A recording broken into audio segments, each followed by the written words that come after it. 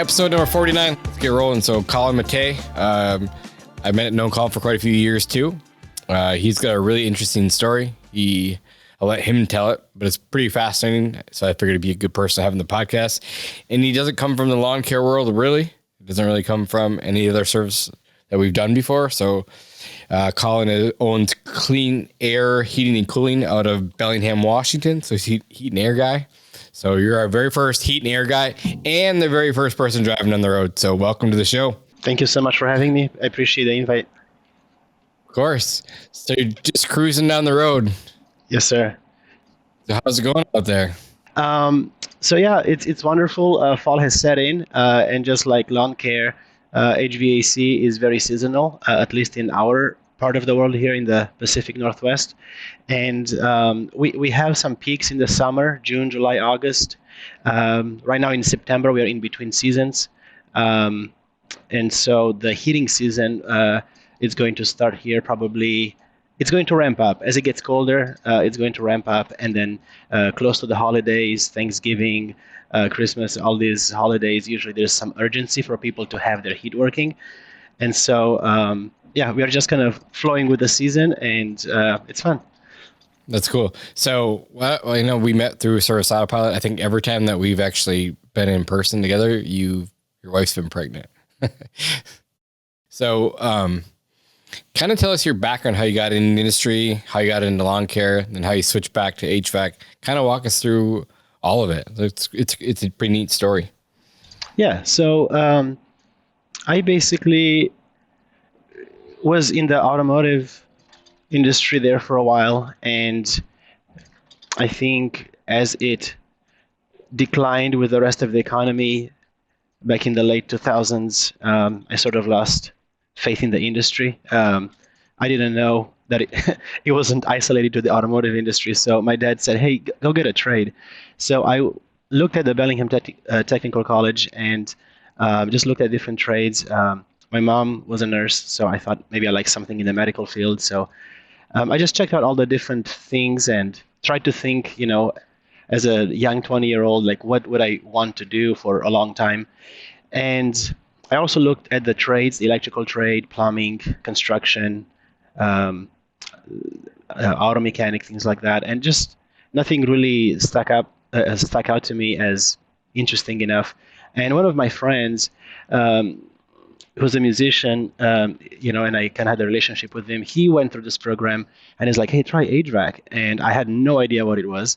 So I looked into it. The college had this pamphlet, and it just basically showed the likelihood, you know, to get hired and possible types of jobs and the pay. And so it was somewhat money motivated at the time. I think people were getting hired between $16 and $20 an hour out of school. And so it seemed like it was better than $10 an hour that I was making.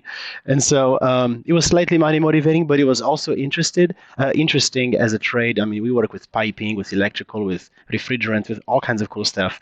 So I love the challenge, and it was really unknown. So I didn't really have anything other than a recommendation. And I would say that I'm extremely happy that I did it, because it's been challenging, and it's a trade that it's still growing and developing. There's a lot of technology involved. There is a lot of regulation. And so it's a constantly moving field, and it's probably one of those things that I will never master. So that keeps it fun, because the goalpost is moving constantly. Yeah.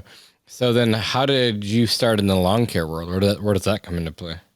So after I graduated, I worked for one of the larger local residential HVAC companies. And I was there for about 6.5 years, something like that. And while I was still working there, so I mean, growing up, I always did, you know, landscaping, but mostly like gardening, flowers. We had a small hanging basket flower business when I was young. So I had a bit of a, you know, responsibility. Our parents always, they weren't really hard on us, but they taught us to work hard and demanded, you know, that we are responsible. So I think that had a lot to do with my entrepreneurial outcomes later on in life. But the way that lawn care started, one of my friends and I were talking about going on a mission trip to Africa, and the person we were going to go with said, "Hey, like when we go there, we don't go empty-handed. Like we're going to go there, we're going to visit, and see what's going on. We'll help, but we have to go with money to help these people out." So we were like, "Okay, well, we got to make some money." So we just threw some ideas out, and then I was like, I like to trim bushes, and he's like, "Yeah, I like to mow grass. Let's go, get some jobs." And so this was just like young people just trying to make a buck to raise some funds. And as we started this, the trip got canceled due to health reasons and some other things. But I had these commitments out there, and basically I ended up carrying them out because my buddy kind of backed out. He lost interest, and so then I just ended up just going back to these clients, taking care of them, and then I realized like, hey, I need to be licensed. I need insurance. I can't just be doing this. So I looked into that and incorporated and got insured and bonded. And so it was like a weird sort of scenario that I ended up with a lawn care company while I was working as an HVAC tech. And then later on, when my daughter was born, my wife was a dental assistant. So when my daughter was born, she actually wanted to go back to work, but after she was born, my wife says, "There's no way I'm going back to work. I just want to raise her." So then I used the lawn care after hours to and weekends to just complement our income, and it kind of worked well because my dispatcher knew that I was mowing lawns on the side. And in the spring, it's not so much now because the seasons have changed slightly, but 10 years ago, or more, probably 15 years ago or so, springtime used to be dead, like very low hours in the HVAC world. So my dispatcher was like just hustling, trying to get work for us. And he, maybe one time he let me go early. I was like, "Oh, this is great. I'm going to go enjoy the sunshine and go mow some lawns." He's like, "Okay, go have fun." And then the subsequent days when he didn't have a lot of work, he'd be like, "Hey, I only have like a couple appointments for you. Do you want to go do something else?" I'm like, "Absolutely, I love it." So it kind of worked well. There was no conflict there, and I always prioritized my primary job, and this was just a supplement. And then later on, I decided to go on my own because I had enough clients built up where I thought that if I give it my full attention, I can actually make it work. And that's kind of where the whole story began. But that was the inception of it all. Gotcha. So lawn care was your first business. Correct. Gotcha. And then, so how long did you do that for? So you're not doing that anymore, right? No. So I did that. Yeah, for sure. So I did that for several years. Maybe like I'd have to look at the actual years, but probably from like 2013 until about 2020. In 2020, my wife took that over and was running it, and I was just strictly focusing on the HVAC business, which actually was a good move because we tripled in size on our HVAC side during that time once I had my full attention on it. And then in 2022, I believe, or 2021, she actually sold the company. So yeah, we don't do that anymore. And so maybe it was like 9 years or so that we ran that company, as far as the business being incorporated. But I did it for quite a while before that. I remember like a few years back, you were trying to just contemplate like which route to take. Right. Like you're kind of stuck. You're like, I have this lawn care company over here, but my passion's over here. There's probably a little bit more money over here. How did you handle both for a while? Oh man, like that's just like a look into my brain and the struggles. I'm a hands-on kind of guy, and I think this probably is true for a lot of owner doers that are out there, and they know how to do the thing, and they are really good at it, and maybe they have a passion for whatever industry that they are in, and they go on their own. And that was totally me.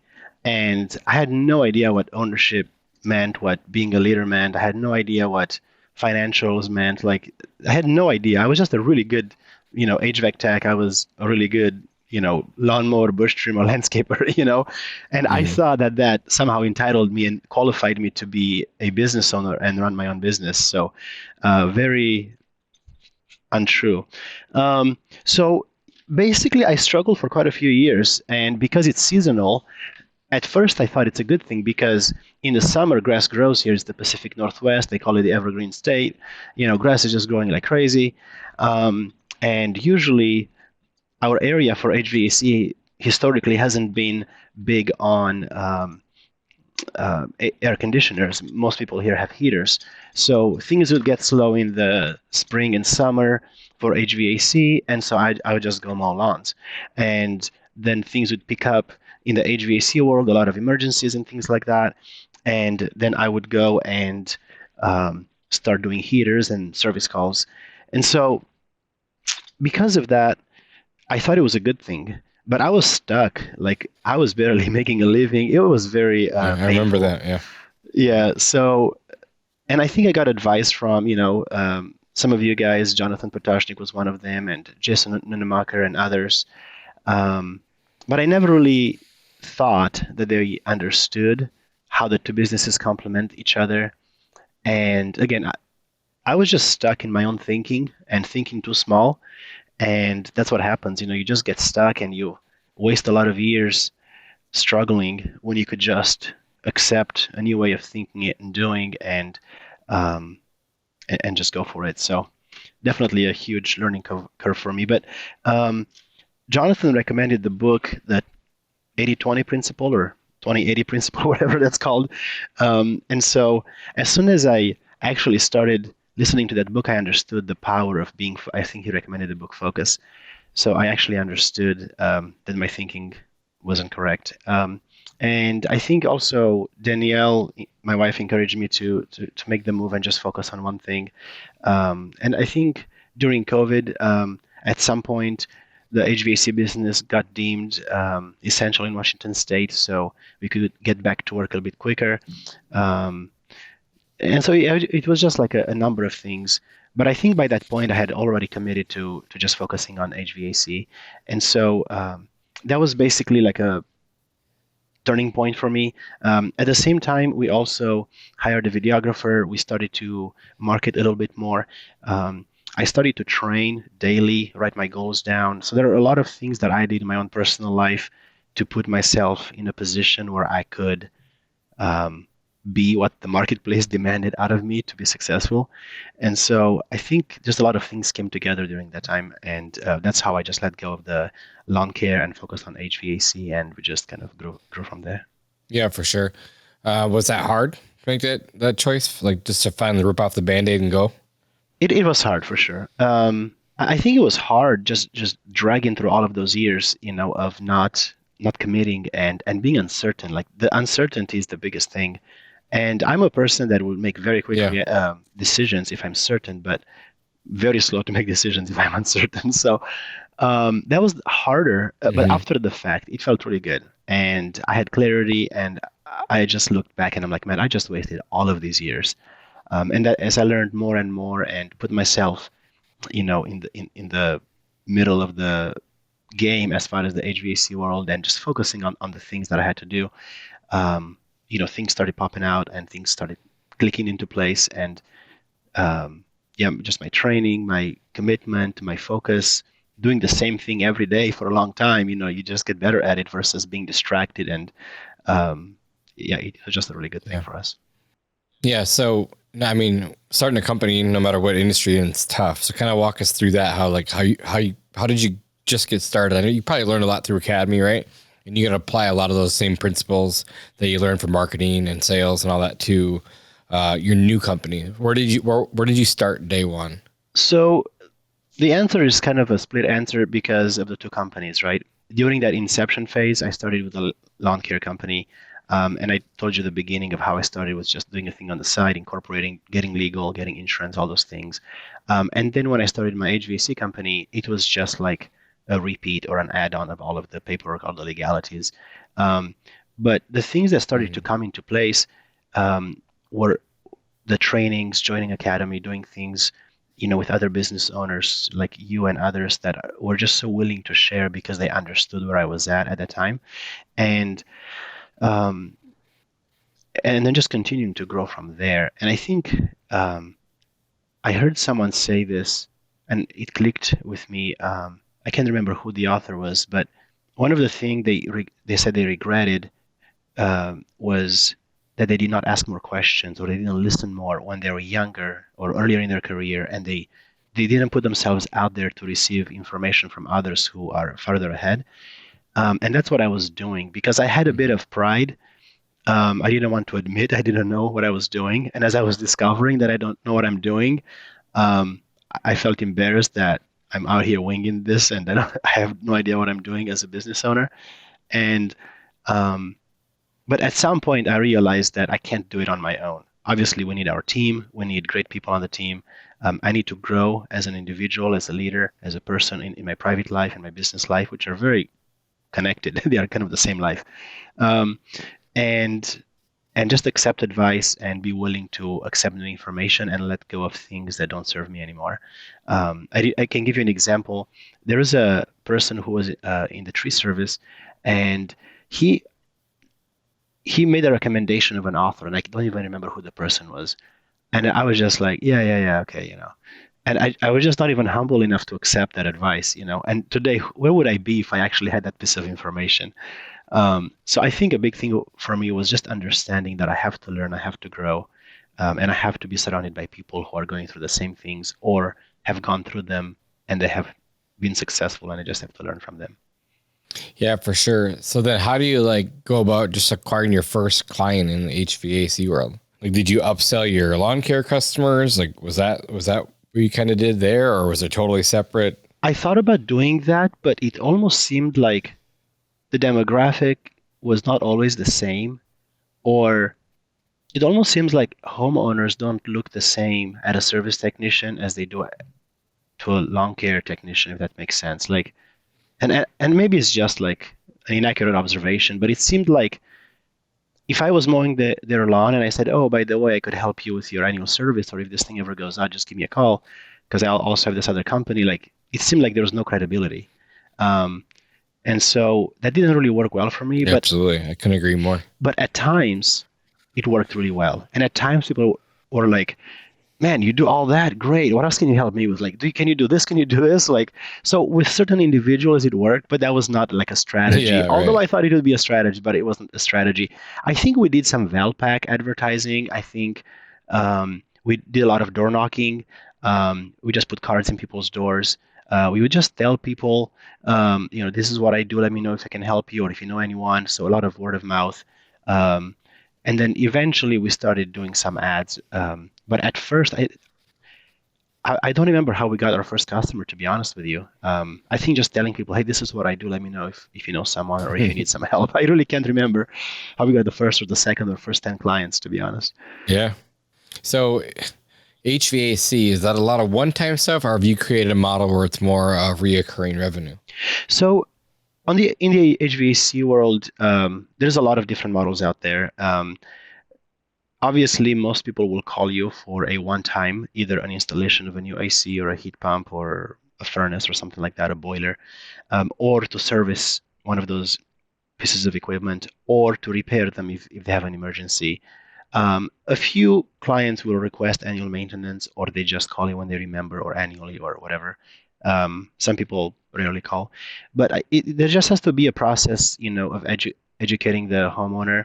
Most homeowners will know a lot about this already, but just like more finite advice based on their needs. And so we do try to understand what the clients care about, and then just give them, solutions based on what works for them.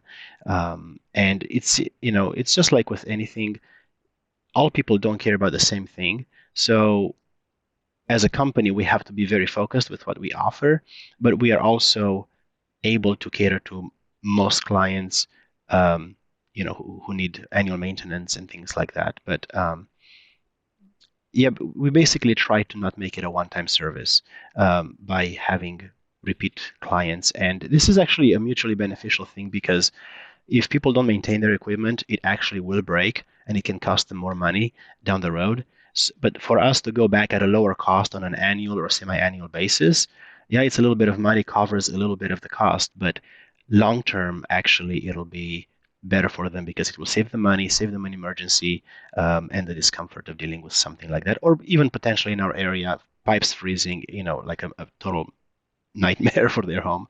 So we try to do to retain the clients and have a long-term relationship. And what's really cool, the majority of our clients are actually looking for that. Like that's what they want. They want to have a company or a team or technicians or people who will answer the phone if they have an emergency, people who are there on a routine basis, and people who will be around for them down the road.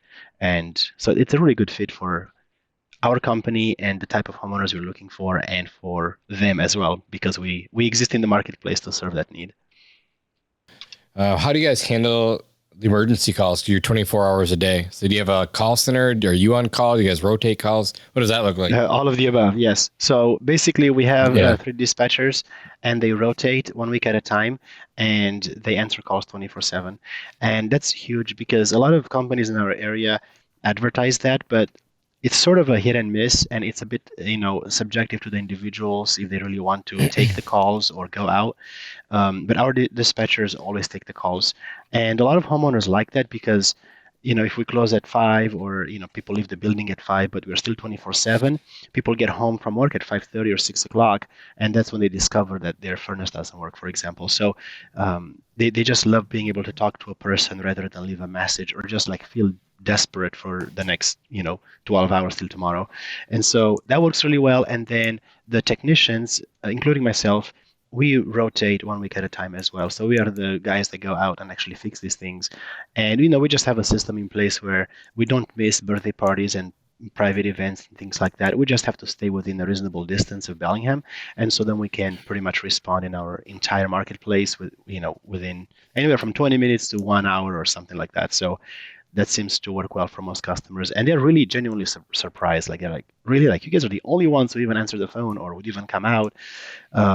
And I'm like, most of our competitors actually advertise 24/7, and I'm sure that they go out, but maybe just not at a volume that there's a need for it. Yeah. So last November, the day before Thanksgiving, I got home. And I don't remember where I was gone to. Walked in the door. My house is like 50 degrees. And I was like, okay, it's like, I don't know, 5:30, 6 o'clock at night. I'm like, maybe it was a little earlier. I think it was a little early. I started calling around. Like, it's the day before Thanksgiving. I have people coming to my house. I'm like calling every company under the sun. No one's answering their phone. It was super frustrating. And then one company said, oh, yeah, we'll be right out there. I'm like, I didn't care what it cost at that point. Right. I'm like, I need you here. Like, I have to get this part fixed. They came down here. The first technician came down. He looked at it. Couldn't really figure out what was going on. He left, said he'd come back. He came back. Another technician showed up. They did it together. But like that night, they got it all fixed. And like I said, I didn't care what it cost. Like, I was so happy, but it was actually a funny story because it's my bus driver's company from back in the day. So I remember her and she remembered me. And when I called, I think this next time, because it was later after hours, she actually picked up the phone. And I was like, oh my God, thank God you answered the phone. I think it was the second company that I called, if I remember correctly. And they came out and fixed it. And it was like, it was the best feeling ever that they answered the phone after hours, actually showed up and did the work that night. It was pretty incredible. But it was cold. Like, it wasn't cold enough to where like it was 32 degrees. But it was like getting cold, like maybe like 40s. And it probably had been like that way for 2 days. So it was cold in my house and that was a rough life. But like, thankfully, people like yourself answered the phone and showed up. So we appreciate what you guys do too. Absolutely. And just so you know, I mean, that could be sort of a drag for a lot of people. For me, that's like, I love that. And sometimes, we've had people on the team sometimes and they go like, man, I'm not so sure that I really want to get bugged after hours. I mean, they understand it's a rotational thing, but they have to kind of commit to that disturbance. And we compensate them well for it. Like they get time and a half, whether the client pays that or not, Yep. Because a lot of our service members, they don't get charged overtime, even if it's an after hours emergency call. And and so it's really good for the client. It's really good for the technicians and the company. We get the kick out of it because we obviously have the opportunity to serve the clients and be there for them. But to me, it's just like, it's a thrill. Like I just love doing it. Like, because you're making someone's day. You can have families with kids or newborns or elderly people. I've been in situations where there's families gathered to say goodbyes to someone who's passing away. So they're like very meaningful times in people's lives that we are part of, not really part of, but we get involved because we save the day so they can be comfortable during those times. Um, and so it just feels really good. And most people, like when it's not very cold or whatever, people are just like, yeah, I'll call you if I need you, or yeah, just come, when it's time to service it annually, we don't need anything. Or we'll call you if something breaks. And then something breaks and it's like, when can you be here? So like the urgency just changes tremendously. So it just feels really good because you're wanted, to be there, and they really admire your expertise and what you can do for them. So it's just a good feeling for us and the homeowner. Yeah. And you said that there's still a lot of seasonality in your business. So like July, August, it's really hot. Air conditioning run for a few months. So those probably break down. And then obviously once it gets warm or it gets cold, you're coming to fix the heaters and get everything going. How do you handle the seasonality of it then? So the biggest way we handle that is by having service memberships for our clients. And most of them sign up and they know that we will come during the spring or fall, before the season. So we'll service their AC prior to the season to prevent, probably 90% or more of the breakdowns are preventable, are things that could be checked. And, like if you compare it to your oil change or checking your brake pads in your car or your engine coolant or whatever, it's kind of similar to that. These are preventable things that should never cause you an emergency. And so we do the same for air conditioners, heat pumps, and furnaces, fireplaces, boilers, water heaters, all these things before the season. And that basically fills up our schedule during those times so that we don't have a slow season. And then during the emergency season, we're just very careful with scheduling. Like, each technician may get let's just say 4 calls a day in the off season, and it's somewhat predictable what type of jobs they do and how long they take. And we know we'll get few emergencies during those times. We still get some, but not many. And then as the season gets closer to the peak of summer or the peak of winter, then we start giving them only maybe 2 or 3 appointments to start with. And then we know we'll get at least 1 or maybe 2 other appointments for that technician for the day. And then if we get like a snow event or just some crazy cold weather, then all of a sudden we start the day with 0 jobs on the board because we know like 7 o'clock, 8 o'clock, the phones are going to be off the hook and we're just going to be scrambling to like, who do we get to first? And, we prioritize our service members, obviously, and some geographical prioritization so we are efficient with our routing. But it's usually through scheduling and through service memberships that we try to normalize the season. Yeah, so like with lawn care or pest control or whatever, like it's super easy to schedule. Like, cause where you're going the next day, you've built out for the entire month or 3 months in advance. Mm-hmm. But yours is totally different, right? Like you're getting emergency calls left and right all day long. Is that how you just know your busy times and you only put a few people on your schedule per time? Correct. And we watch the weather map or the weather app. And we know we know the points where the temperature drops and what it does psychologically to the homeowner when they know that hey, like it's getting colder, this thing just failed, I can't just put up with it. Some people put up with it for a few days and they're like, okay, we need help. And so we watch the weather, we watch the time of the year that we are in, and we just watch the call volume and the technicians' hours and everything for the week because they also want a bit of balance, and they understand there is some volatility. But if we can prevent some crazy long days, we do our best to do that. And at times, things still happen, and it is what it is. But for the most part, if it's within our control, we want to normalize it and have as perfect of a week as possible in a very seasonal industry that's full of emergencies at times. Yeah, for sure. So you started the new company in like 2020, 2021, right in there. And then I saw you had, 3, 4 trucks already, all wrapped. It looked super sick. You did a good job. Absolutely. I think I remember them being posted a few years ago in our group.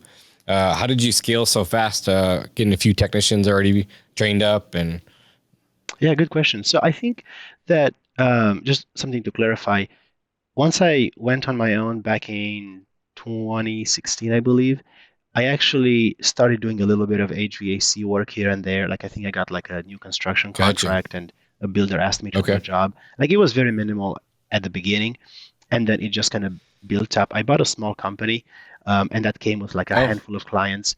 And that was actually how I really got started in the HVAC part of the industry on my own. Came with a little van and some tools and some parts and whatever, and a phone number and a website. And there was not much value to it, but that was my start. And then just built from there. And so that was from 2016. So we basically, I had a client that said to me one time, because he knew I was doing both businesses. And like I told you earlier, sometimes with people, that's very low credibility because they just don't trust you're going to be there for them if you're not focused on the thing that you're providing. And so I had a client say to me in that time range, 2016, 17, 18, is like, so are you still riding two horses? I'm like, man, that's such a good point.